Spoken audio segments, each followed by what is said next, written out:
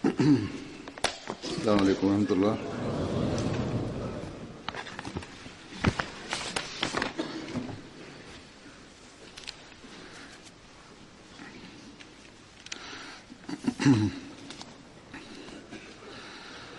أشهد أن لا إله إلا الله وحده لا شريك له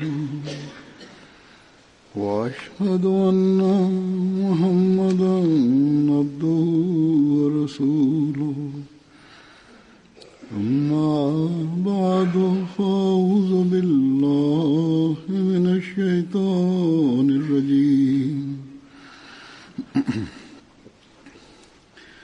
بسم الله الرحمن الرحيم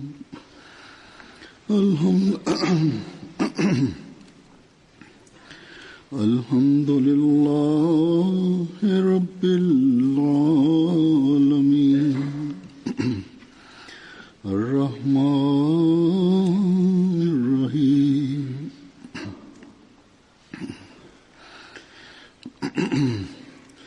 مالك يوم الدين إياك نعبد وإياك نستعين اهدنا الصراط المستقيم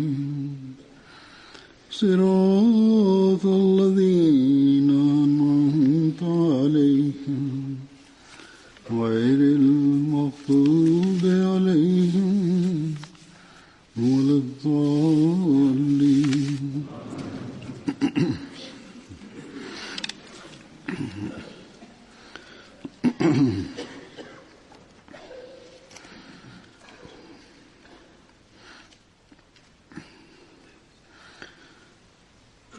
कुरान करीम में কুরআন শরীফে আর্থিক কুরবানির প্রতি মোমেনদের দৃষ্টি আকর্ষণ করার উল্লেখ বিভিন্ন জায়গায় পাওয়া যায়। এক জায়গায় আল্লাহ তাআলা বলেন, ওয়ামা তুনফিকু মিন খায়রিন ফালিআনফুসিকুম, আর তোমরা যে আর্থিক কুরবানি করো না কেন তা তোমাদের নিজেদেরই কল্যাণার্থে হয়ে থাকে। আর একই সাথে মোমেনের এই বৈশিষ্ট্যের উল্লেখও করেছেন যে সে আল্লাহ তাআলার সন্তুষ্টি অর্জনের জন্য খরচ করে। যে বলা হয়েছে ওয়ামা তুনফিকুনা ইল্লা ইবতিগা ওয়াজহিল্লাহ, আর তোমরা আল্লাহ তাআলার সন্তুষ্টি অর্জনের উদ্দেশ্য ছাড়া খরচ করো না। অতএব তারা কতই না সৌভাগ্যবান যারা এই চিন্তা চেতনার সাথে নিজেদের ধন সম্পদ খোদা তাআলার পথে খরচ করে।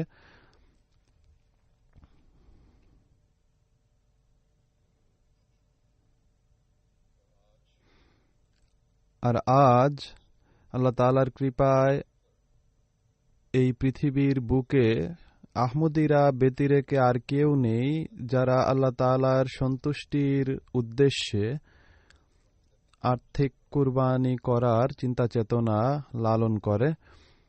হয়তোবা কিছু লোক আরও থাকবে এই পৃথিবীতে যারা খোদা তাআলার সন্তুষ্টি অর্জনের জন্য খরচ করে বা নিজেদের সামর্থ্য অনুযায়ী খরচ করে, কিন্তু জামাত হিসেবে বা সামগ্রিকভাবে শুধুমাত্র জামাতে আহমদিয়াই রয়েছে যারা আল্লাহ তাআলার সন্তুষ্টি অর্জনের জন্য এবং গরিব এবং অভাবীদের সাহায্য ছাড়াও ধর্মের প্রয়োজনে এবং ইসলামের প্রকৃত শিক্ষা পৃথিবীবাসীর সামনে প্রচার করার জন্য নিজেদেরকে কষ্টে ফেলে হলেও আর্থিক কুরবানি করে থাকে।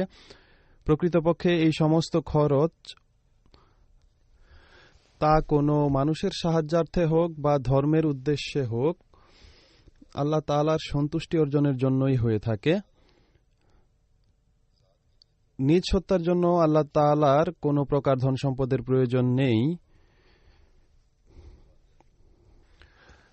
তার জন্য খরচ করার অর্থ হল তার সৃষ্টির জন্য এবং তার ধর্মের শ্রেষ্ঠত্ব প্রমাণের জন্য যেন খরচ করা হয়। রাসূল করিম সাল্লাল্লাহু আলাইহি ওয়াসাল্লাম আল্লাহ তাআলার প্রেক্ষিতে বলেন, হাদিসে কুদসি এটি, আল্লাহ তাআলা বলেন যে, হে আদম সন্তান, তুমি নিজের ধনভাণ্ডার আমার কাছে জমা করে নিশ্চিন্ত হয়ে যাও। এরপর তোমার আগুন লাগারও কোনো ভয় নেই, পানিতে ডুবে যাওয়ারও কোনো ভয় নেই, আর কোনো চোরের চুরি করারও ভয় তোমার নেই। আমার কাছে যে ধনভাণ্ডার থাকবে তার প্রতি আমি খেয়াল রাখব। যখন তুমি সবচেয়ে বেশি এর মুখাপেক্ষী হবে বা এর প্রয়োজন তোমার পড়বে,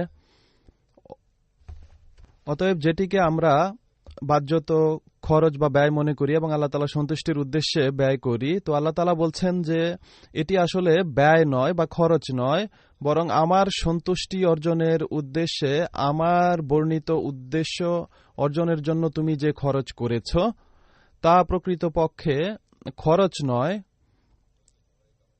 বরং এটি তোমার অ্যাকাউন্টে জমা করা হয়েছে। আর যখনই তোমার তা প্রয়োজন পড়বে আল্লাহ তাআলা তা ফেরত দিয়ে দিবেন। অনুরূপভাবে এক বর্ণনায় বর্ণিত হয়েছে যে রাসূল করিম সাল্লাল্লাহু আলাইহি ওয়াসাল্লাম বলেছেন, কিয়ামতের দিন হিসাব নিকাশ শেষ হওয়া পর্যন্ত আল্লাহ তাআলার রাস্তায় খরচকারীরা তারা আল্লাহর রাস্তায় যে খরচ করেছে তার ছায়ায় অবস্থান করবে। কিন্তু একই সাথে তিনি এই শর্ত আরোপ করেছেন যে আল্লাহ তাআলার কাছে অপবিত্র সম্পদ পছন্দনীয় নয়, যা অসৎ উপায়ে অর্জন করা হয় তা আল্লাহ তাআলা পছন্দ করেন না, বরং পবিত্র এবং পরিশ্রমের সাথে যে আয় করা হয় সেটি যদি তার রাস্তায় বা পথে খরচ করা হয় তাহলেই সেটি কবুল করা হবে। অতএব এই বিষয়টিকে আমাদের সর্বদা নিজেদের সামনে রাখতে হবে যে আমাদের সম্পদ যেন পবিত্র হয়। রাসূল করিম সাল্লাল্লাহু আলাইহি ওয়াসাল্লামের সাহাবীগণ কিভাবে চেষ্টা প্রচেষ্টা করে এবং পরিশ্রমের মাধ্যমে শুধুমাত্র আল্লাহ তাআলার সন্তুষ্টি অর্জনের উদ্দেশ্যে এবং রাসূল করিম সাল্লাল্লাহু আলাইহি ওয়াসাল্লামের কোনো আর্থিক তাহরিকে অংশ নেয়ার জন্য আয় বা উপার্জন করতেন এবং চাঁদা আদায় করতেন, সদকা খয়রাত করতেন, তার বর্ণনা এভাবে আমরা দেখতে পাই যে হযরত আবু মাসউদ আনসারী বর্ণনা করছেন যে রাসূল করিম সাল্লাল্লাহু আলাইহি ওয়াসাল্লাম যখনই সদকা বা আর্থিক কুরবানির কোনো তাহরিক করতেন তখন আমাদের কতিপয় বাজারে চলে যেত এবং সেখানে গিয়ে তারা পরিশ্রম করত। আর এর পারিশ্রমিক হিসেবে কেউ যদি এক মুদ পরিমাণ কিছু পেত তাহলে সে তাই খোদা তাআলার রাস্তায় খরচ করে দিত। মুদ হলো একটি পরিমাপ যার মাধ্যমে শস্য পরিমাপ করা হয়, হয়তোবা 1 কিলোর চেয়েও কম ওজন হবে, কিন্তু যা হোক সেই সাহাবী বলছেন যে তখন তাদের এরূপ অবস্থা ছিল যে তারা বাজারে যেত এই আর্থিক কুরবানিতে কিছুটা অংশ প্রদান করার জন্য। এখন আল্লাহ তাআলা তাদেরকে এই পৃথিবীতে যে আশিস মণ্ডিত করেছেন যে তাদের অনেকের অবস্থা হলো যে 1 লাখ দিরহাম বা দিনার তাদের কাছে রয়েছে। হযরত আবু বকর সিদ্দিক রাদিয়াল্লাহু তাআলা আনহু সম্পর্কে এক বর্ণনায় এসেছে যে যখন তিনি মুসলমান হন তখন তার কাছে 40,000 আশরাফি ছিল। এটি তার স্থায়ী সম্পদের ছাড়া তার কাছে ছিল। আর তিনি সংকল্প করেন যে এই সমস্ত সম্পদ আমি ধর্মীয় উদ্দেশ্যে ব্যয় করব এবং ব্যয় করতে থাকেন। আর হিজরতের সময় তার কাছে শুধুমাত্র 500 আশরাফি অবশিষ্ট ছিল। আজ যদি আপনারা অনুমান করেন তাহলে সেই যুগের যে আশরাফি, স্বর্ণের আশরাফি ছিল, তা মূল্যের দিক দিয়ে হয়তো 11-12 মিলিয়ন পাউন্ড সমপরিমাণ হবে, যা আমাদের ওয়াকফে জাদিদের যে সারা পৃথিবীর বাজেট তার চেয়েও বেশি। তো এটি ছিল অবস্থা সেই সব সাহাবীদের যাদের কাছে কিছুই ছিল না।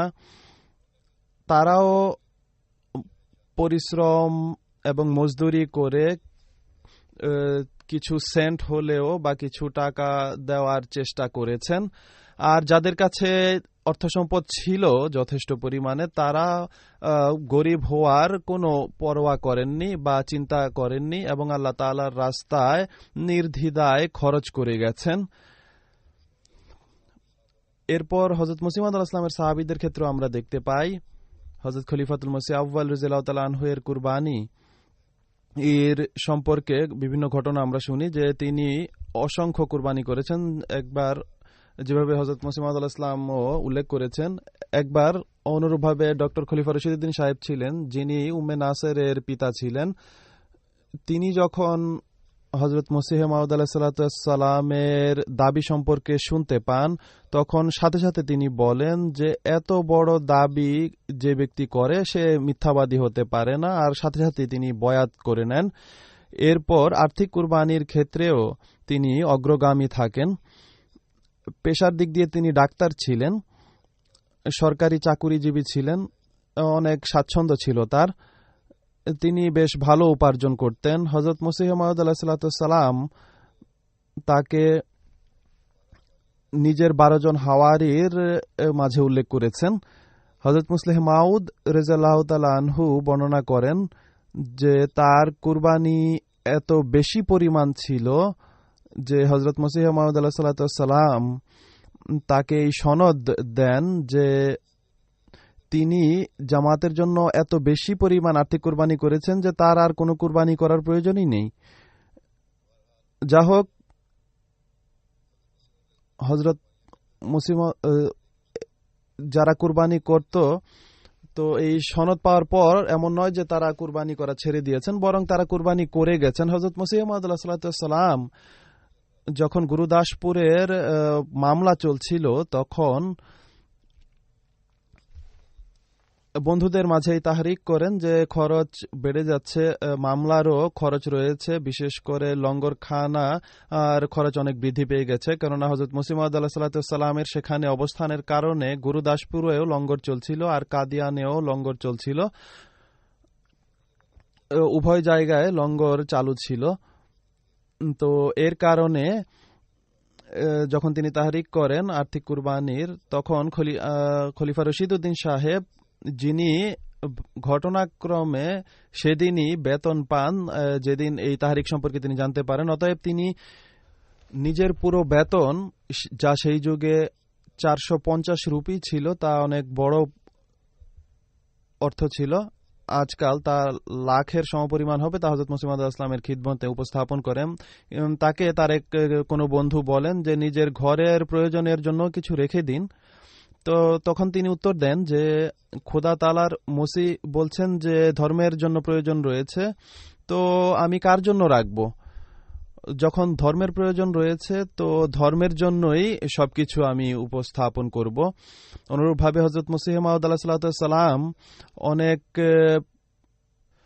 মমতার সাথে নিজের কতিপয় গরিব আহমদী ভাইয়ের উল্লেখ করেন, তাদের কুরবানির কথার উল্লেখ করেন। তিনি বলেন, আমি নিজের জামাতের ভালোবাসা এবং নিষ্ঠায় আশ্চর্যান্বিত হই যে তাদের মাঝে অত্যন্ত স্বল্প আয়ের লোক, যেমন মিয়া জামাল উদ্দিন আর খায়রুদ্দিন এবং ইমাম উদ্দিন কাশ্মীরি, তারা আমার গ্রামের কাছাকাছি থাকেন। তারা 3 জন গরিব ভাই, যারা হয়তোবা দৈনিক 3 আনা বা 4 আনার মজদুরি করে থাকেন, কিন্তু অত্যন্ত উৎসাহ উদ্দীপনার সাথে তারা মাসিক চাঁদায় অংশ নেন, নিয়মিত তারা চাঁদা আদায় করেন। তিনি বলেন, তাদের বন্ধু মিয়া আব্দুল আজিজ পাটওয়ারির নিষ্ঠাও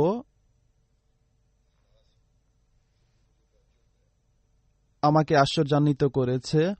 তার অভাব অনটন থাকা সত্ত্বেও একদিন তিনি 100 রুপি দিয়ে যান এবং বলেন যে আমি চাই এটি যেন খোদার রাস্তায় খরচ করা হয়। তিনি বলেন যে 100 রুপি হয়তো বা সেই গরিব ভাই কয়েক বছর ধরে জমিয়েছেন, কিন্তু ঐশী উদ্দীপনা খোদা তাআলা সন্তুষ্টি অর্জনের স্পৃহা তার মাঝে সৃষ্টি করেন। অতএব এই যে ধারাবাহিকতা মালি কুরবানির বা আর্থিক কুরবানির, তার রাসূল করিম সাল্লাল্লাহু আলাইহি ওয়াসাল্লামের সাহাবীদের কয়েকটি ঘটনা আমি উল্লেখ করলাম, হযরত মুসলিম মাউদ ইসলামের সাহাবীদেরও কয়েকটি ঘটনা আমি উল্লেখ করলাম। এই যে ধারাবাহিকতা আর্থিক কুরবানির, এটি খোদা তাআলার নির্দেশ অনুযায়ী এবং আল্লাহ তাআলার কৃপায় আজও হযরত মসিহ মাউদ আলাইহিস সালামের জামাতে তা পরিলক্ষিত হয়। আল্লাহ তাআলা হযরত মসিহ মাউদ আলাইহিস সালামের জামাতকে এই কুরবানির সেই অনুভূতি দিয়েছেন, যেভাবে আমি বলেছি যে বর্তমান পৃথিবীতে তার কারণেই, আর এর অসংখ্য দৃষ্টান্ত বা উদাহরণ আমরা প্রতি বছর দেখতে পাই। আজ যেহেতু রীতি অনুযায়ী জানুয়ারির প্রথম খুতবায় ওয়াকফে জাদিদের নতুন বছরের ঘোষণা করা হয়, তাই এই প্রেক্ষিতে আমি ওয়াকফে জাদিদে যারা আর্থিক কুরবানি করেছেন তাদের কতিপয় ঘটনা, ঈমান উদ্দীপক ঘটনা উল্লেখ করব, যে কিভাবে আল্লাহ তাআলা তাদের কুরবানির কারণে তাদেরকে এই পৃথিবীতেও পুরস্কৃত করেন, যা তাদের ঈমানের দৃঢ়তারও কারণ হয়। আর্থিক কুরবানি কত উৎসাহ উদ্দীপনার সাথে মানুষ করে থাকে এবং সেই নমুনার উপর তারা আমল করে, যা সাহাবীদের ছিল, যার উল্লেখ আমি করেছি, যে আর্থিক তাহরিকে তারা বাজারে চলে যেত এবং যে সামান্য পারিশ্রমিক তারা পেতেন তা নিয়ে এসে রাসূল করিম সাল্লাল্লাহু আলাইহি ওয়াসাল্লামের খিদমতে তারা উপস্থাপন করতেন। এর দৃষ্টান্ত আমরা আজও দেখতে পাই। বুরকিনা ফাসোর আমির সাহেব লিখেন যে ভিদগি রিজিয়নে আমাদের একটি জামাত রয়েছে কারিকি, তার কাছাকাছি সরকারের পক্ষ থেকে ফাইবার অপটিকের তার মাটিতে বিছানো হচ্ছে। তো কারি জামাতের কিছু খুদ্দাম কন্ট্রাক্টরের সাথে কথা বলেন যে তাদেরকে যেন 1 কিলোমিটার মাটি খননের কাজ দেয়া হয়। অতএব কাজ পাওয়ার পর জামাতের খুদ্দামরা মিলে খননের কাজ করেন এবং এর পারিশ্রমিক হিসেবে 1 মিলিয়ন ফ্রাঙ্ক সিফা, যা প্রায় 1250 পাউন্ডের সমপরিমাণ হবে, তা ওয়াকফে জাদিদের চাঁদায় তারা আদায় করেন। তো এটি হলো সেই উৎসাহ উদ্দীপনা যা আজ যেভাবে আমি বলেছি জামাতে আহমদিয়া ছাড়া আর কোথাও দেখা যায় না। আল্লাহ তাআলা কিভাবে যুবক এবং বাচ্চাদের ঈমানের ক্ষেত্রেও চাঁদার বরকতে দৃঢ়তা প্রদান করেন, এর একটি উদাহরণ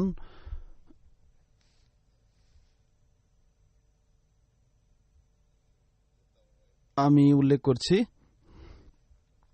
পানফুরা একটি রিজিয়ন রয়েছে বুরকিনা ফাসো দেশে। সেখানকার একজন সদস্য নিজের ঘটনা বর্ণনা করছেন। তিনি বলেন যে আমার এক সফরে যাওয়ার ছিল এবং ওয়াকফে জাদিদের বছর শেষ হচ্ছিল, অপরদিকে ফসল কাটার সময় ছিল এবং কাটা হচ্ছিল। তো আমি যাওয়ার পূর্বে আমার সন্তানদের বলি যে যখন ফসল কাটা শেষ হবে তখন এ থেকে 10 ভাগের 1 ভাগ আলাদা করে চাঁদা দিয়ে দিবে। এটি বলে আমি সফরে চলে যাই। পরবর্তীতে আমার সন্তানরা সম্পূর্ণ যে ফসল ছিল তা ঘরে নিয়ে আসে এবং চাঁদা আদায় করেনি। তিনি বলেন যে আমি যখন ফিরে আসি এবং খোঁজ নেই তখন জানতে পারি যে তারা সম্পূর্ণ ফসল ঘরে নিয়ে এসেছে। তখন আমি তাদেরকে বলি যে এখনই সমস্ত ফসল বাইরে বের করো এবং চাঁদার অংশ আলাদা করো। অতএব যখন তারা সম্পূর্ণ ফসল বাইরে বের করে এবং চাঁদার অংশ আলাদা করে পুনরায় তা ঘরে এনে রাখে, তখন তিনি বলেন যে সেখানে কোনো ঘাটতি ছিল না। আর সন্তানরা এটি দেখে অত্যন্ত আশ্চর্যান্বিত ছিল যে চাঁদার অংশ আলাদা করার পরও ফসলে কোনো ঘাটতি হয়নি। এতে আমি তাদের বলি যে এটি আল্লাহ তাআলা আপনাদেরকে দেখিয়েছেন যে তার রাস্তায় খরচ করলে আমাদের সম্পদে ঘাটতি হয় না, বরং তা বৃদ্ধি পায়। এটি হলো তাদের ইমানের অবস্থা, যা হাজার হাজার মাইল দূরে বসে আছে, আর হযরত মুসলিম আলাইহিস সালামকে তারা গ্রহণ করেছে সঠিক ইসলামের শিক্ষার উপর যারা আমল করছে। চাঁদার বরকতে বিপদ দূর হওয়া এবং ইমান দৃঢ় হওয়ার বিষয়ে একটি ঘটনা রয়েছে। আইভরি কোস্টের একটি জামাত হলো দ্য পেঙ্গো। সেখানকার এক আহমদী বন্ধু ইয়াকুব সাহেব বলেন যে আমি অনেক দিন থেকে আহমদী ছিলাম, কিন্তু চাঁদার ব্যবস্থাপনায় অংশ নেইনি। পূর্বে আমার জীবনে সর্বদা বিপদ লেগেই থাকতো, কখনো সন্তানরা অসুস্থ থাকতো, কখনো ফসল ইত্যাদির কারণে অস্থির থাকতাম। কিন্তু গত 3 বছর থেকে আমি চান্দা ওয়াকফে জাদীদের ব্যবস্থাপনার অন্তর্ভুক্ত হয়েছি, আর আল্লাহ তাআলার কৃপায় আর্থিক ব্যবস্থাপনায় স্থায়ীভাবে অংশ নেওয়ার পর থেকে আল্লাহ তাআলা আমার জীবন পাল্টে দিয়েছেন। আমার সন্তানরা এখন পূর্বের চেয়ে অনেক বেশি স্বাস্থ্যবান, আর ফসলও অনেক বেশি হয় আল্লাহর কৃপায়।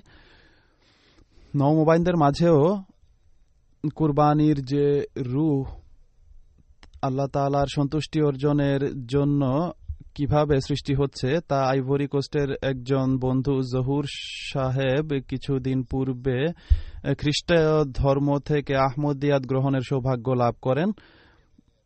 তিনি নিজ শহরে একা আহমদী এবং নিয়মিত তিনি আমার খুতবাও শুনেন। অনেক জামাতি প্রোগ্রামও তিনি শ্রবণ করেন। তার মাঝে অনেক নিষ্ঠা রয়েছে। তিনি অত্যন্ত উন্নতি করেছেন ইমান এবং নিষ্ঠার ক্ষেত্রে। বয়াতের পরে ফরাসি ভাষায় যে জামাতের সাহিত্য রয়েছে তা তিনি অধ্যয়ন করেন, আর এখন তিনি একজন ভালো দাঈল আল্লাহ হয়ে গেছেন, তবলিগ করেন। তিনি নিজ গ্রাম পরিত্যাগ করে আমাদের জামাতি সেন্টারের কাছাকাছি বসবাস করতে থাকেন যেন ইসলাম সম্পর্কে আরো বেশি জানতে পারেন। ইতিমধ্যে তার কাছে কোনো কাজ ছিল না। বাসস্থান পরিত্যাগের কারণে তার কাজের সমস্যা দেখা দেয়। কাজের অনুসন্ধানে ছিলেন। তার স্ত্রীর কিছু উপার্জন করছিলেন, আর এর মাধ্যমে ঘরের খরচ ইত্যাদি চলছিল। তার কাছে যখন চাঁদার তাহরিক করা হয় তখন অভাব-অনটন সত্ত্বেও 5,000 ফ্রাঙ্ক সিফা তিনি চাঁদা আদায় করেন এবং বলেন যে এটি আমার এবং আমার পরিবারের পক্ষ থেকে চাঁদা। আমি অভাব-অনটনের অবস্থা যদিও রয়েছে আমার, কিন্তু চাঁদার বরকত থেকে আমি বঞ্চিত হতে চাই না। চাঁদা আদায়কারীদের আল্লাহ তাআলার পক্ষ থেকে কিভাবে প্রশান্তি লাভ হয় এই বিষয়ে আইভরি কোস্টের আমাদের একজন মোবাল্লেগ লিখেন যে আইভরি কোস্টে বন্দুকো শহরকে ইসলামের গড় বা কেল্লা মনে করা হয়, আর এখানে মৌলভীরা অসংখ্য সংখ্যায় রয়েছে। এখানে আমাদের একজন জেরে তাবলীগ বন্ধু আব্দুর রহমান বয়াত করেন। জামাতের সাথে তার পরিচিতি হয় একটি প্যাম্পলেটের মাধ্যমে। তিনি বর্ণনা করেন যে আমি 4 বছর পূর্বে পুরো পরিবার সহ খ্রিস্ট ধর্ম থেকে মুসলমান হই, কিন্তু আমার হৃদয় প্রশান্তি পাচ্ছিল না। কিন্তু যখন আমি জামাত সম্পর্কে জানতে পারি এবং মিশন হাউসে গিয়ে তাদেরকে কতিপয় প্রশ্ন করি, তখন আমার সমস্ত প্রশ্নের উত্তর আমি পেয়ে যাই এবং আমি বয়াত করে নেই। তিনি বলেন যে যখন আমি বয়াত করি তখন ডিসেম্বর মাস ছিল। মুবাল্লেগ সাহেব মসজিদে ওয়াকফে জাদীদের চাঁদার গুরুত্ব বর্ণনা করেন এবং চাঁদার তাহরিক করেন। আমার পকেটে তখন 2,000 ফ্রাঙ্ক সিফা ছিল, যার মাঝে 1,000 আমি তৎক্ষণাৎ ওয়াকফে জাদীদের চাঁদা হিসেবে দিয়ে দেই। তিনি বলেন যে আলহামদুলিল্লাহ, সেদিন থেকে আল্লাহ তাআলা আমার জীবনই পাল্টে দিয়েছেন।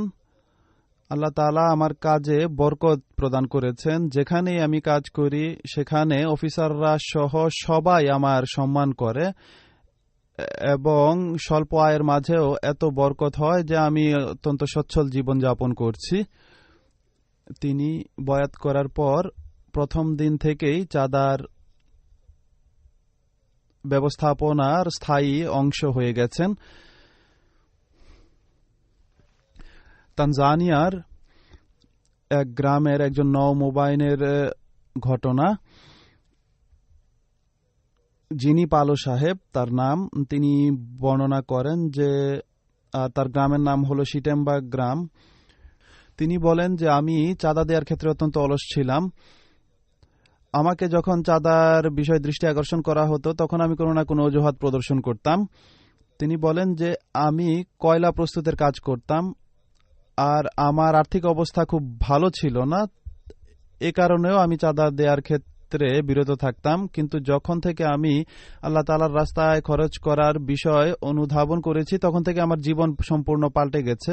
আর এবছর যখন আমি ফসল রোপণ করেছি তখন যে ক্ষেত থেকে পূর্বে 8 বা 10 বস্তা ফসল পাওয়া যেত সেখান থেকে চালের 56টি বস্তা আমার হস্তগত হয়। তিনি বলেন যে এই সমস্ত কিছু আল্লাহ তাআলার রাস্তায় খরচ করারই ফল। যখন থেকে আমি চাঁদা আদায় শুরু করেছি তখন থেকে আমার জীবন সম্পূর্ণ পাল্টে গেছে, আমার আর্থিক অবস্থা ভালো হয়ে গেছে। এখন আমি 6 রুমের একটি নতুন বাড়ি বানাচ্ছি। আর বড় বাড়ি বানানোর কারণ হলো আমি চাই যেন যখনই জামাতের মেহমানরা আমাদের গ্রামে আসে তারা যেন আমার ঘরে থাকে এবং আমি যেন মেহমানদারির সুযোগ পাই। দেখুন যে এই যে খরচ নিজের বসতভিটার জন্য তিনি করছেন, সেই ক্ষেত্রেও তিনি আল্লাহ তাআলার সন্তুষ্টি এবং তার ধর্মের সন্তুষ্টিকে সামনে রেখেছেন।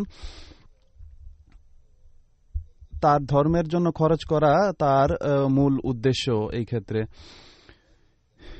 মালির মুবাল্লেক সাহেব লিখেন যে একদিন আমাদের মিশন হাউসে এক বন্ধু আব্দুর রহমান সাহেব আসেন এবং বলেন যে আমি বয়াত করতে চাই।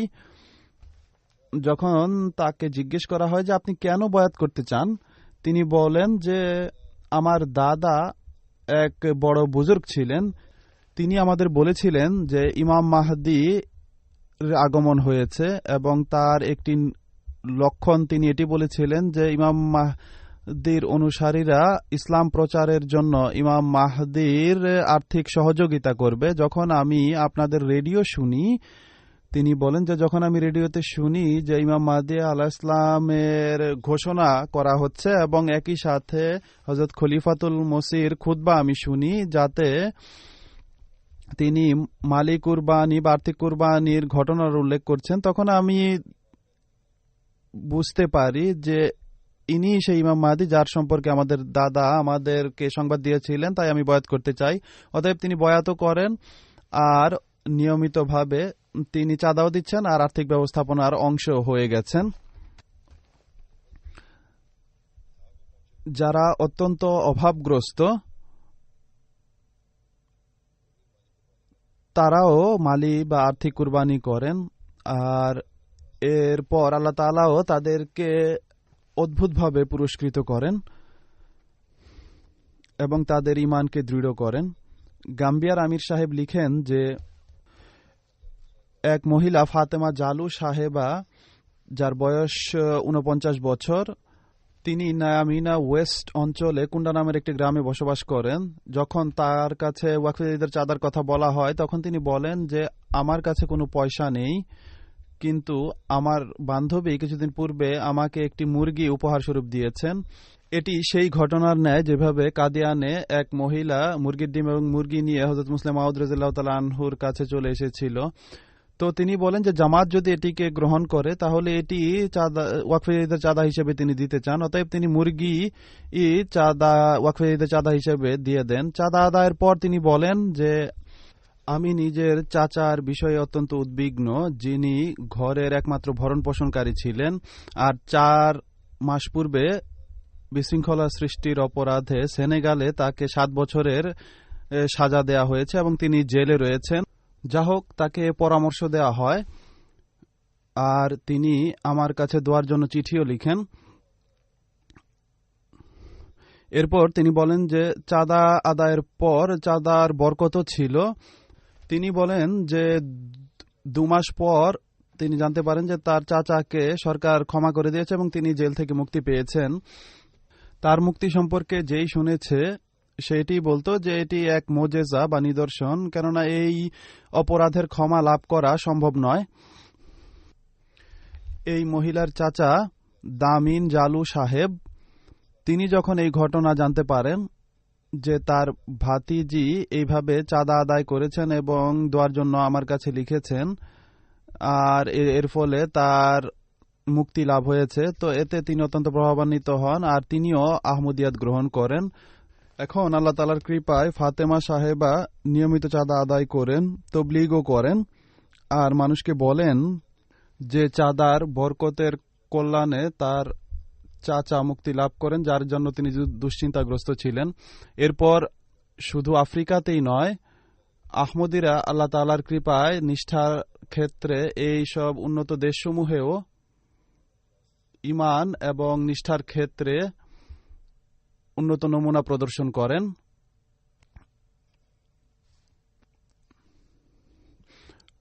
অস্ট্রেলিয়ার মুবাল্লেগ লিখেন সৈয়দ ওয়াদুদ সাহেব যে মেলবোর্নে একজন খাদেম যিনি ইউনিভার্সিটির ছাত্র, তিনি ওয়াদা অনুযায়ী ওয়াকফে জদিদের চাঁদা দিয়ে দিয়েছিলেন, কিন্তু জুমার নামাজে মালি কুরবানি বা আর্থিক কুরবানির দিকে পুনরায় দৃষ্টি আকর্ষণ করা হলে তিনি আরও $550 ওয়াদা করেন এবং পরবর্তী দিন তা আদায় করে দেন। এই খাদেম পড়াশোনার পাশাপাশি পার্ট টাইম কাজ করেন এবং প্রতি 15 দিন পর তিনি $530 পান, কিন্তু এই সপ্তাহে তিনি বলেন যে তিনি $1232 পান, যা তিনি কখনোই আশা করেননি। তিনি বলেন যে এটি শুধুমাত্র আল্লাহ তাআলার রাস্তায় খরচ করার ফলশ্রুতিতে হয়েছে। এরপর ফিজির আমির সাহেব নাসরাওয়াঙ্গা জামাতে বসবাসকারী এক যুবক সম্পর্কে লিখেন যে অত্যন্ত নিষ্ঠাবান, তিনি সেক্রেটারি মাল হিসেবে সেবা করছেন জামাতের। তিনি যখন থেকে চাঁদা আদায় আরম্ভ করেছেন, আল্লাহ তাআলা তার ব্যবসায় অনেক বরকত প্রদান করেছেন। তার স্ত্রী, যিনি একটি খ্রিস্টান পরিবার থেকে এসেছেন, তিনি বলেন যে এই সব কিছু ধর্মের সেবা এবং আর্থিক কুরবানির ফসল, নতুবা আমাদের ঋণ কখনো শেষই হতো না। এরপর বেনিন রিজিয়নের একটি পুরনো জামাত রয়েছে, সেখানকার মুআল্লেম হামিদ সাহেব লিখেন যে এখানকার স্থানীয় জনগণ অধিকাংশ ক্ষেত্রে কৃষিকাজ করে এবং কার্পাস চাষ করে। এবছর চাষিরা কার্পাস তুলে গ্রামের কাছাকাছি এক জায়গায় স্তূপ করে রাখে যেন কারখানায় প্রেরণ করা যায়, কিন্তু একদিন হঠাৎ কার্পাসের স্তূপে আগুন লেগে যায় এবং কোটি কোটি টাকার কার্পাস পুড়ে ছাই হয়ে যায়। তখন শুধুমাত্র এক ব্যক্তির কার্পাস রক্ষা পায়, যিনি জামাতের একজন নিষ্ঠাবান সদস্য। স্থানীয় লোকেরা তাকে বলে যে এটি একটি মুজিজা বা নিদর্শন যে আল্লাহ তাআলা আপনার কার্পাসকে রক্ষা করেছেন। তখন সে আহমদী বন্ধু বলেন যে আমার বিশ্বাস হলো খোদা তাআলা আমার সম্পদ এই জন্য রক্ষা করেছেন কারণ আমি আহমদী, আর প্রতি মাসে আমি আল্লাহ তাআলার রাস্তায় চাঁদা প্রদান করি। কঙ্গো ব্রাজভিলের মুবাল্লেগ সাহেব লিখেন যে এক মহিলা মাদাম আয়েশা, তিনি সরকারি স্কুলে পড়ান। একদিন তিনি নিজ পুত্রের সাথে মিশন হাউসে আসেন এবং নিজের কঠোর অভাব অনটনের উল্লেখ করেন। অভাব অনটনের একটি কারণ স্বামীর পক্ষ থেকে কোনো খরচ না পাওয়ার পাশাপাশি আরেকটি কারণ হিসেবে তিনি বলেন যে সরকারের পক্ষ থেকে যে মাসিক বেতন তিনি পেতেন তাও ঋণের অংশ কেটে নেওয়ার পর অর্ধেক পাচ্ছিলেন। ঋণ নিয়েছিলেন তিনি, অর্ধেক বেতন পাচ্ছিলেন আর স্বামী কিছু দিচ্ছিল না। অত্যন্ত কঠোর পরিস্থিতি ছিল। তিনি বলেন যে তার অসুবিধার কথা শুনে তিনি বলেন আমার কাছে চিঠি লেখার কথা, তিনি বলেন যে দোয়ার জন্য চিঠি লিখুন। আর আরেকটি পরামর্শ তিনি এটি দেন যে চাঁদা আদায় নিয়মিতভাবে করুন যতটা আপনার সামর্থ্য রয়েছে। তিনি বলছেন যে তিনি তৎক্ষণাৎ চিঠি তো লিখেনি, সেই সাথে চাঁদা আদায়ও নিয়মিত করা আরম্ভ করেন আর নিজের পরিবারের পক্ষ থেকেও চাঁদা দেন। তিনি বলেন যে কিছুদিন অতিবাহিত হওয়ার পরে স্বামী নিজে থেকে ঘরের ভাড়া, বাচ্চাদের স্কুলের ফিস দেয়া শুরু করে। আর অপরদিকে তার বড় বোন, যিনি মরহুম স্বামীর সমস্ত সম্পত্তি দখল করে রেখেছিলেন, তিনি প্রথমবার নিজের এই বোনকে 1 লাখ ফ্রাঙ্ক সিফা প্রদান করেন। এই আহমদী মহিলার সাথে সাথে মিশন হাউসে ফোন করে সংবাদ দেন যে চাঁদার বরকতে আমার সমস্ত সমস্যা দূর হয়ে গেছে। আর এরপর তিনি মিশন হাউসে এসে আরও 10,000 ফ্রাঙ্ক সিফা চাঁদা আদায় করেন। কানাডার লাজনার সদর সাহেবা লিখেন যে ইউনিভার্সিটির এক ছাত্রী বলেছে যে একবার আমার লোকাল সেক্রেটারি ওয়াকফে জাদিদ আমাকে বলেছেন যে ওয়াকফে জাদিদের চাঁদা তুমি অবশ্যই দাও, এভাবে তো খোদা তাআলা তোমার সমস্যা দূর করবে। সেই ছাত্রী বলে যে তখন আমার কাছে $50 মাত্র ছিল, যা একজন ছাত্রী হিসেবে আমার কাছে অনেক বড় অঙ্ক ছিল, কিন্তু আমি তা ওয়াকফে জাদিদের চাঁদা হিসেবে দিয়ে দেই। আর খোদা তাআলার রাস্তায় এই কুরবানি করার কিছুদিন পরই ইউনিভার্সিটি থেকে আমি $800 স্কলারশিপ হিসেবে পাই। আর আল্লাহ তাআলা আমার এই কুরবানির কারণে আমাকে অনেক বড় পুরস্কারে ভূষিত করেন। মিশরের একজন আহমদী রয়েছেন, আব্দুর রহমান সাহেব, তিনি বলেন যে যখন তিনি লিখেছেন, এটি সম্ভবত জুন মাসে তিনি লিখেছিলেন, তিনি বলেন যে গত জুমুয়ায় আমার কাছে 100 মিসরি পাউন্ড ছিল, যার 50 পাউন্ড আমি জামাতকে দান করি এবং 50 পাউন্ড আমার খরচের জন্য রেখে দেই। আমি নিজের ঘর এবং এলাকা থেকে দূরে থাকি, যেখানে খোদা ছাড়া আমার আর কেউ নেই। পরবর্তী দিন হঠাৎ আমি জানতে পারি যে মাসিক বেতন, যা সাধারণত দেরিতে আসে, এবার তা তাড়াতাড়ি এসেছে এবং আমি আর সেদিনই তা তুলে নেওয়া উচিত। তারপর আমি 2 দিন পরে যাই এবং দেখতে পাই যে সরকারের পক্ষ থেকে মাসিক বেতনে 60% বৃদ্ধি করা হয়েছে। এখন আমার ইচ্ছা হলো যে পরবর্তী জুমুয়াতে এর অর্ধেক অংশ আমি খোদা তাআলার রাস্তায় দিয়ে দিব।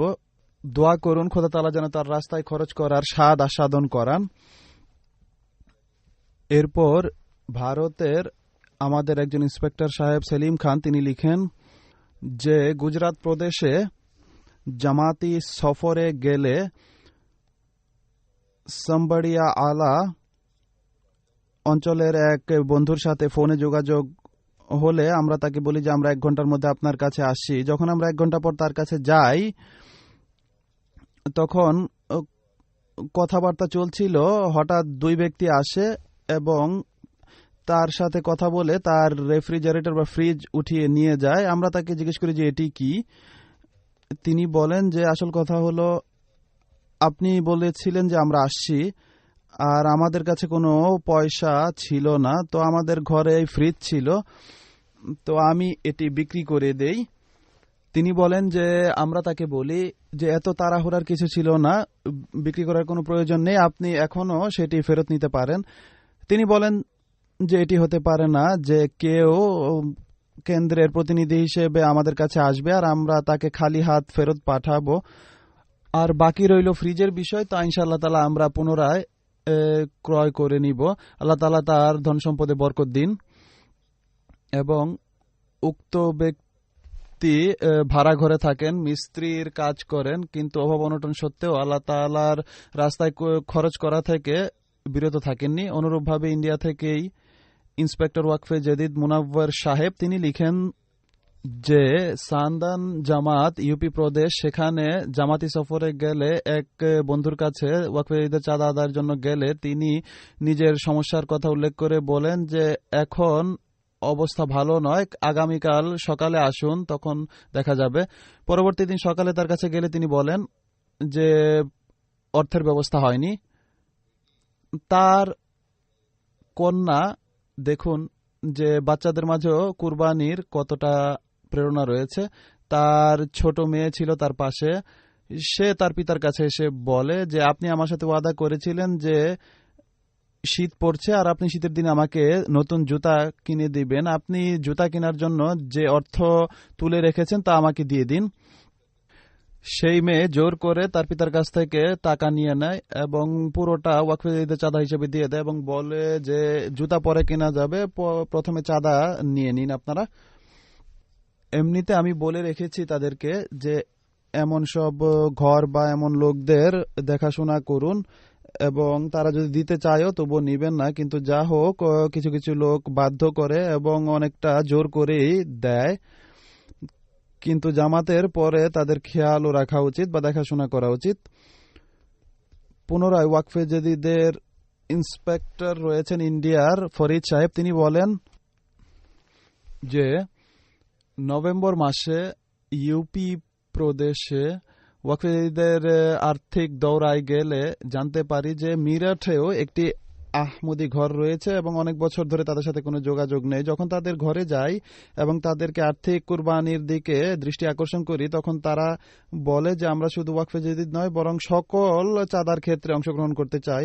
অতএব তিনি লাজিমি চাঁদার বাজেটও লেখান, আর একই সাথে ওয়াকফে জাদিদ এবং তাহরিকে জাদিদ এবং অঙ্গ সংগঠনের চাঁদার বাজেটও লেখান, আর 15,000 রুপি তখনই চাঁদা হিসেবে আদায় করেন। এভাবে আল্লাহ তাআলা ওয়াকফে জাদিদের কল্যাণে একটি পরিবারের সাথে জামাতের যোগাযোগ পুনঃপ্রতিষ্ঠিত করেন। অতএব পূর্বেও আমি বেশ কয়েকবার বলেছি যে অলসতা হয়ে থাকে আমাদের পক্ষ থেকে, আমাদের কর্মকর্তাদের পক্ষ থেকে জামাতগুলোর সাথে যোগাযোগ করা হয় না, আর অনেক সময় দীর্ঘ সময় পর্যন্ত যোগাযোগ করা হয় না। তাই পুরো ব্যবস্থাপনার সোচ্চার হওয়া উচিত যেন তারা মানুষের কাছে পৌঁছতে পারে। এই কিছু ঘটনা ছিল যা আমি বর্ণনা করেছি, এগুলো যেখানে ধর্মের খাতিরে মালি কুরবানি করার বিষয়ে আমাদেরকে জ্ঞান দান করে, সেখানে একই সাথে হযরত মসিহ মাউদ আলাইহিস সালামের সত্যতা এবং আহমদিয়া জামাতের সত্যতা এবং তা আল্লাহ তাআলার পক্ষ থেকে হওয়ারও দলিল বহন করে। আল্লাহ তাআলা করুন জামাতের সদস্যদের ঈমান এবং বিশ্বাস যেন উন্নতি করতে থাকে এবং তারা আল্লাহ তাআলার সন্তুষ্টি অর্জনের জন্য সর্বদা কুরবানির ক্ষেত্রে অগ্রগামী যেন হয়। গত বছর জামাত ওয়াকফে জাদিদ খাতে যে কুরবানি দিয়েছে এবং জামাতগুলোর যে পজিশন রয়েছে সে সম্পর্কে সংক্ষেপে বলবো। আল্লাহ তাআলার কৃপায় ওয়াকফে জাদিদের 60তম বছর 31 ডিসেম্বর শেষ হয়েছে। 1 জানুয়ারি থেকে 61তম বছর আরম্ভ হয়েছে। আর বিশ্ব আহমদিয়া জামাত এবছর ওয়াকফে জাদিদ খাতে 68,62,000 পাউন্ড কুরবানি করেছে। গত বছরের তুলনায় 8,42,000 পাউন্ড বেশি এটি, আলহামদুলিল্লাহ। পাকিস্তান ছাড়া তারা তো প্রথম স্থানেই থাকে সামগ্রিক আদায়ের দিক থেকে। অন্যান্য দেশের ক্ষেত্রে পজিশন ওয়াকফে জাদিদের ক্ষেত্রে কিছুটা এরকম। প্রথম 10টি দেশের যে যুক্তরাজ্য প্রথম স্থানে রয়েছে, জার্মানি দ্বিতীয়। তাহরিকে জাদিদের ক্ষেত্রে এটি বিপরীত ছিল। আমেরিকা তৃতীয়, কানাডা চতুর্থ, ভারত পঞ্চম, অস্ট্রেলিয়া ষষ্ঠ, মধ্যপ্রাচ্যের একটি জামাত সপ্তম, ইন্দোনেশিয়া অষ্টম, নবম স্থানে মধ্যপ্রাচ্যের আরেকটি জামাত, ঘানা 10ম হয়েছে। ঘানা এবার অনেক উন্নতি করেছে এক্ষেত্রে। মুদ্রার ক্ষেত্রে গত বছরের তুলনায় উল্লেখযোগ্য বৃদ্ধির ক্ষেত্রে এবছর কানাডা সবার উপরে রয়েছে, তারা বেশ ভালো বৃদ্ধি করেছে। এছাড়া আফ্রিকার দেশসমূহের ক্ষেত্রে নাইজেরিয়া বেশ ভালো বৃদ্ধি করেছে, তারা 83 ভাগ বৃদ্ধি করেছে। মালি 55 ভাগ, সিয়েরা লিওন 45 ভাগ, ক্যামেরুন 45 ভাগ, ঘানা 24 ভাগ বর্ধন করেছে। অর্থাৎ গত বছরের তুলনায় তারা এই বৃদ্ধি করেছে।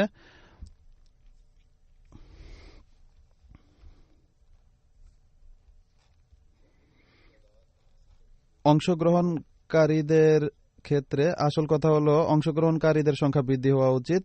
আল্লাহ তাআলার কৃপা এই বছর ওয়াকফে জাদিদে 16 লাখের অধিক চাঁদা আদায়কারী অংশ নিয়েছে, আর নতুন আদায়কারীর সংখ্যা 2,68,000। আর অংশগ্রহণকারীদের বৃদ্ধির দিক দিয়ে নাইজেরিয়া প্রথম স্থানে রয়েছে, এরপর সিয়েরা লিওন, এরপর নাইজার, এরপর Benin, Mali, Cameroon, Ivory Coast, Senegal, Burkina Faso, Gambia, Guinea Bissau, Kenya, Tanzania, Zimbabwe এরা উল্লেখযোগ্য কাজ করেছে এক্ষেত্রে। প্রাপ্তবয়স্কদের চাঁদার ক্ষেত্রে 2 ধরনের চাঁদা হয়ে থাকে, আতফালদের এবং প্রাপ্তবয়স্কদের। এক্ষেত্রে পাকিস্তান এবং কানাডার অনেক কাজ রয়েছে, কিন্তু এবার অস্ট্রেলিয়াও বেশ ভালো কাজ করেছে। পাকিস্তানে প্রথম 3টি পজিশন হলো প্রাপ্তবয়স্কদের ক্ষেত্রে লাহোর, দ্বিতীয় রাবুয়া, তৃতীয় করাচি। আর জেলার দিক থেকে প্রথম নম্বরে ইসলামাবাদ, এরপর রাওয়ালপিন্ডি, এরপর সরগোদা, গুজরাট, উমরকোট, হায়দ্রাবাদ, মিরপুর খাস, ডেরা গাজী খান, কোটলি আজাদ কাশ্মীর, এরপর কোয়েটা। প্রথম 10টি জামাত যা পাকিস্তানে আদায়ের দিক থেকে রয়েছে: ইসলামাবাদ শহর, টাউনশিপ, গুলশান ইকবাল করাচি, সামানাবাদ লাহোর, রাওয়ালপিন্ডি শহর, আজিজাবাদ করাচি, দিল্লি গেট লাহোর, মুগলপুরা লাহোর, সরগোদা শহর এবং ডেরা গাজী খান শহর। আতফালের 3টি বড় জামাত হল: প্রথম লাহোর, দ্বিতীয় করাচি, তৃতীয় রাবুয়া। এবং জেলার পজিশনের দিক থেকে 1 নম্বরে সরগোদা, এরপর রাওয়ালপিন্ডি, গুজরাট, ফয়সালাবাদ, হায়দ্রাবাদ, নারোয়াল, ডেরা গাজী খান, কোটলি আজাদ কাশ্মীর, শেখুপুরা এবং 10ম হল বেদিন। যুক্তরাজ্যের 10টি বড় জামাত হল: ওয়েস্টার পার্ক, দ্বিতীয় মসজিদ Fazl, Birmingham South, Gillingham, Birmingham West, New Morden, Glasgow, Islamabad, Putney এবং 10ম হল হেজ। রিজিয়নের দিক থেকে লন্ডন বি প্রথম স্থানে, লন্ডন এ দ্বিতীয়, এরপর Midland, north east, Middlesex, south London, Islamabad, east London, north west, Herts, Hertfordshire এবং স্কটল্যান্ড। আমেরিকার প্রথম 10টি জামাত হল: সিলিকন ভ্যালি প্রথম স্থানে, এরপর Seattle, Detroit, silver spring, central Virginia, western Los Angeles east, Dallas, Houston north এবং ওরাল। আদায়ের দিক থেকে জার্মানির 5টি স্থানীয় ইমারাত হল: হামবুর্গ, ফ্র্যাঙ্কফুর্ট, ব্রিসবাদন, গ্রসগ্রাউ, মরফিল্ডেন, ওয়ালডর্ফ। আর সামগ্রিক আদায়ের ক্ষেত্রে 10টি জামাত হল: রোয়েডারমার্ক, নয়েস, মেহেদিয়াবাদ, নিডা, ফ্রেডবার্গ, কোবলেন্স, ফ্লোরেসহাইম, ওয়াইনগার্টেন, পেনাবার্গ আর লাঙ্গন। আদায়ের দিক থেকে কানাডার ইমারতগুলো হল: Vaughan, Calgary, Peace Village, Brampton, Vancouver, Mississauga. 10টি বড় জামাত হল: Durham, Edmonton West, Saskatoon South, Windsor, Bradford, Saskatoon North, Montreal West, Lloydminster, Edmonton East, Abbotsford. আর আতফালদের ক্ষেত্রে 5টি উল্লেখযোগ্য জামাত হল: Durham, Bradford, Saskatoon South, Saskatoon North, Lloydminster. আর আতফালদের ক্ষেত্রে 5টি উল্লেখযোগ্য ইমারত হল: Peace Village, Calgary, Vaughan, Vancouver West. ভারতের প্রদেশগুলোর ক্ষেত্রে প্রথম নম্বরে কেরালা, এরপর জম্মু কাশ্মীর, তেলেঙ্গানা, কর্ণাটক, তামিলনাড়ু, উড়িষ্যা, পশ্চিমবঙ্গ, পাঞ্জাব, উত্তরপ্রদেশ, মহারাষ্ট্র। আদায়ের ক্ষেত্রে ভারতের জামাতগুলো হল: কালিকট, হায়দ্রাবাদ, পাঠাপ্রিয়াম, কাদিয়ান, কলকাতা, বেঙ্গালুর, কানোর টাউন, পেঙ্গাডি, কেরলাই এবং কারুনাগাপলি।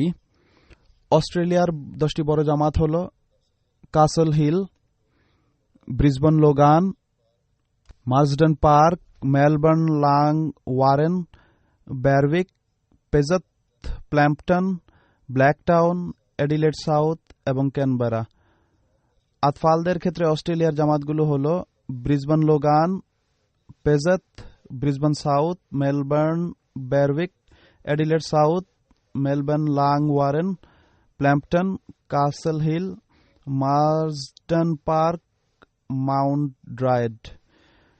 আল্লাহ তাআলা সকল আর্থিক কুরবানিকারীর ধন সম্পদে অগণিত বরকত দিন, তাদের ঈমান এবং নিষ্ঠাতেও উন্নত করুন, আর প্রত্যেকে নিজেদের কথা এবং কাজের ক্ষেত্রে আল্লাহ তাআলার সন্তুষ্টি অনুযায়ী কর্ম সম্পাদনকারী হোক।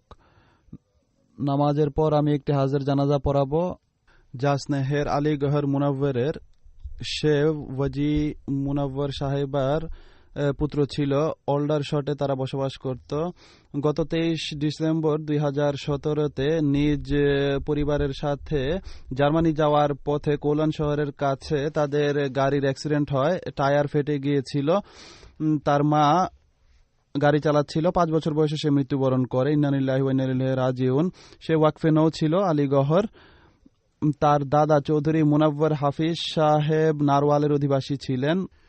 তিনি আলী নামটি নিজের প্রপিতামহ হযরত আলী গহর সাহেবের নামে রেখেছিলেন, যিনি এই বংশের প্রথম আহমদী ছিলেন এবং হযরত মুসলিম আলাইহিস সালামের সাহাবী ছিলেন। স্নেহের আলীর নানা মুকাররম মোহাম্মদ আজিজ সাহেব হায়দ্রাবাদ দক্ষিণের অধিবাসী ছিলেন। আলীর মা নুসরত জাহা, তিনি আমাদের দফতরে ইংরেজি ডাক বিভাগে কাজ করতেন। এই যে অ্যাক্সিডেন্ট হয়, যেভাবে আমি বলেছি, তার মা এই গাড়ি চালাচ্ছিলেন। নুসরত জাহা সাহেবার মা অর্থাৎ শিশুর নানি তার সাথে বসা ছিলেন। তিনিও বেশ আহত হন এবং হাসপাতালে চিকিৎসারত আছেন। আল্লাহ তাআলা তাকে সুস্বাস্থ্য দিন এবং দ্রুত আরোগ্য দান করুন। আর এই শিশুর পিতামাতাকেও আল্লাহ তাআলা ধৈর্য এবং মনোবল দিন। আল্লাহ তাআলার কৃপায় তারা অত্যন্ত ধৈর্যের সাথে এই ধাক্কা সহ্য করেছেন, বিশেষত মা। আর শিশুরা তো নিষ্পাপ হয়েই থাকে। আল্লাহ তাআলা নিশ্চিতভাবে তাদেরকে সাথে সাথে জান্নাতে নিয়েই যান। আল্লাহ তাআলা এই উভয় পিতামাতাকে ধৈর্য এবং মনোবল দিন এবং তাদেরকে এর উত্তম প্রতিদানে ভূষিত করুন।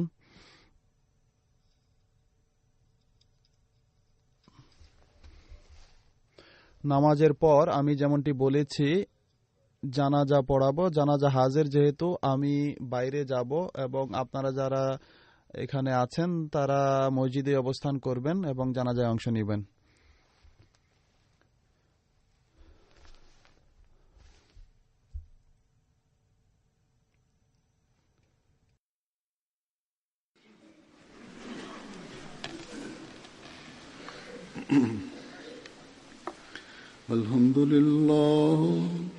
আলহামদুলিল্লাহ নাহমাদুহু ওয়া নাস্তাঈনুহু ওয়া নাস্তাগফিরুহু ওয়া নু'মিনু বিহি ওয়া নাতাওয়াক্কালু আলাইহি ওয়া নাউযু বিল্লাহি মিন শুরুরি আনফুসিনা ওয়া মিন সাইয়্যাতি আ'মালিনা। من يهده الله فلا مضل له ومن يضلل فلا هادي له ونشهد أن لا إله إلا الله ونشهد أن محمدا عبده ورسوله.